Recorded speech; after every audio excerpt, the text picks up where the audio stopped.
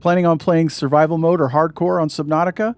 Food and water are going to be two stats that you're going to have to keep a close eye on. Today, we're going to be covering everything you need to know about food and water in the world of Subnautica.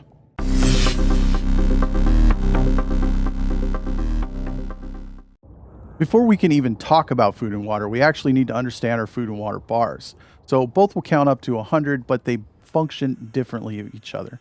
And this is what I mean. So if we take our water bar, for instance, and we had, say, 90 points of water on our bar, and we were going to drink a bottle of water that was going to give us 15 points of water, we would lose the 5 points and we would stop at 100.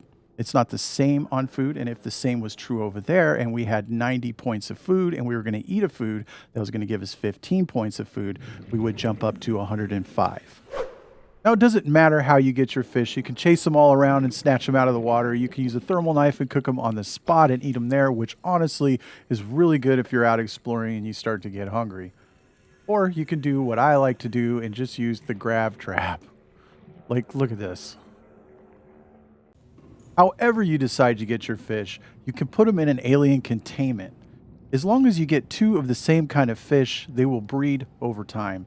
Then you can just pull out the fish that you need to eat and just always leave 2 in the tank, and they will continue to rebreed and repopulate.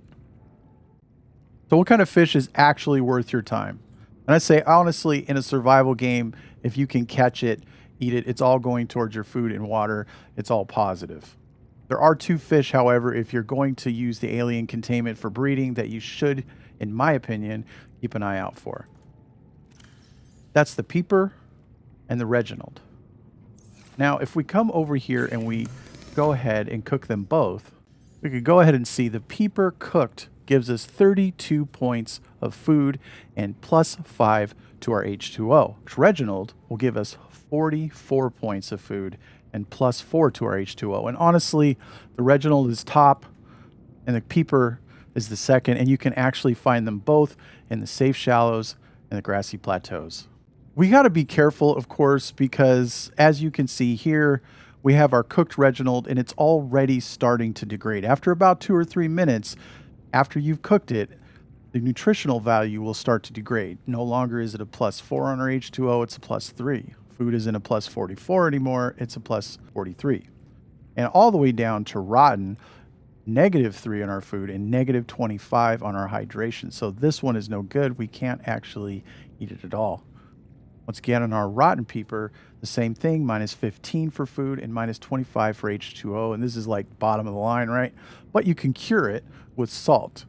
And it's going to keep, it's kind of like if you play Stranded Deep and you smoke your meat, it's pretty much the same thing. The only difference here is your hydration. You won't get any hydration out of this, and any kind of cured fish, doesn't matter what it is, will always have a -2 on your H2O, which honestly is fine because you still keep the full nutritional value of that fish. As you can see here, I actually cured this at the same time I cooked that. And this hasn't lost anything. We still have our 32 points of food, but of course we're going to lose -2 on our hydration. But if you're on a long trip, say through the Lost River, and you need to eat, might be a way to do it. When playing survival or hardcore mode in Subnautica, your water bar is actually going to fall a lot faster than your food bar. And that means staying hydrated is going to be a lot more difficult, especially for newer players. Now, there's a couple different ways we can actually stay hydrated. And out in the safe shallows, you can actually just snatch a bladderfish up right here.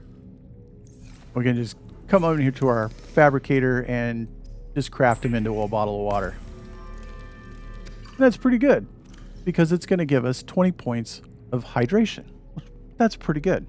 We can also get a sample from the coral tube by using our knife on a coral tube in the safe shallows, and then just on the sea floor picking up a piece of salt. We can come into our fabricator and craft a bottle of bleach from both of them. Once we have our bleach, we can just go ahead and go back into the water and we can make disinfected water. We get filtered water from the bladderfish, disinfected water, which is the next tier up, from bleach. And this will give us 2 bottles. Out of those 2 bottles, we'll get 30 points of hydration. And the final way to actually get water, once you've unlocked the water filtration machine, go ahead and put this in your base. This will drop 2 bottles of water per, and each bottle of water will give you 50 points of water. So meaning when this is filled up on both, that's one entire bar of hydration. Plants aren't just for crafting endgame stuff or batteries or anything like that. You can actually eat some of these as well. So we're going to start with the outdoor plants that you can consume. First of all, gel sacks can be consumed, and you can find this in areas like the Grand Reef, the Northwest Mushroom Forest, the blood kelp areas, the sea treader areas. If we go ahead and pick one, it'll give us 5 food and 4 water. I mean, it's nothing to write home about, but you can consume it. In the bulb zone, you'll find these pygmy bulb bushes. You can just hit one, and if you highlight over it, it's going to give us 3 food and 10 water. Now that's actually pretty good for water. Let's go ahead and do that. I will say these things start to degrade and decompose really fast, and as they decompose, stats will start to tick down. Go ahead and do that. You can also eat the creep vine, and you'll get 3 food and 1 water. It's nothing to write home about. It's not fantastic, but you can consume it.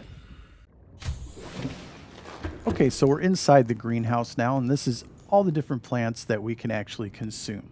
This is probably some of the best foods that you can get, the most sustainable. And we're going to start over here with the marble melons. Now, with the marble melons in the large planter, we can actually get 16. Now, when you use a knife on it, you'll get 4 seeds. And that'll allow you to actually pick 3 of the marble melons in a row, and then you can use your knife on the 4th one, and then you'll get 4 seeds, and it'll allow you to replenish the entire row. You can actually get 4 marble melons in a planter. If we highlight over this marble melon, it gives us 12 points of food and 14 points of water, and it's probably, out of all the different plants that you can eat, it's the most balanced. It's pretty good, and it's one of the mainstays of players to eat. We can actually pick 3 here, and then if we go ahead and grab our knife, we can plant these 4 back in this small little pot. The lantern fruit, this is only going to give us 3 hydration on points, but 10 food. And the one good thing about this is there's really a ton of it on the tree, and it replenishes so fast. If you go to something like the bulbo tree, which actually is better than the lantern tree, it gives us 8 food, but 10 points of water. I actually prefer the lantern fruit over this because I can just pick the heck out of this and then just spam eat. We also have Chinese potatoes, we can just go ahead and pick in each plot. So each plot of Chinese potatoes, you actually get 6 Chinese potatoes, and we can just go ahead and eat those. And then we can plant the last one. Like that. Same thing over here.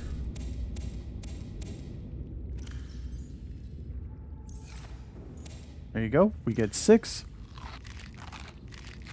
We actually get 6 Chinese potatoes for every 1 planter. And if we highlight over this, it's going to give us 12 food and 3 water. So not big on the hydration front, but pretty good. I do personally prefer the lantern fruit and the marble melons, but you can be the judge.